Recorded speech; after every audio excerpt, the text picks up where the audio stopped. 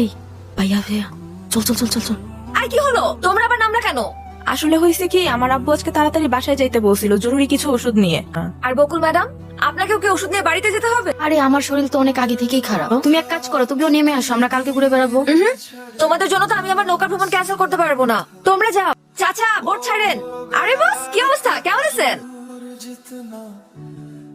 বস, আপনি ওই দিন ছেলেটাকে যে থাপ্পড়টা দিলেন না, আমি তো দেখেই ফিদা হয়ে গেছি। আপনার সানগ্লাসটা তো সুন্দর, দেখি দেখি। কি বস, কেমন লাগতেছে?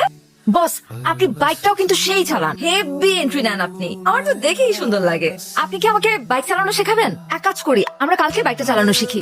ও না না না না না, কালকে তো পারবো না, কালকে তো ইম্পর্টেন্ট ক্লাস আছে, সামনে পরীক্ষা। ক্লাস তো বাদ দেওয়া যাবে, পরের দিন, পরশুদিন আমরা শিখবো। টাইম আর জায়গা আমি আপনাকে জানিয়ে দিব, ঠিক আছে বস? ও, রোদ লাগতেছে তাই না? Sorry boss. এই মানিক, নৌকা ভিড়া।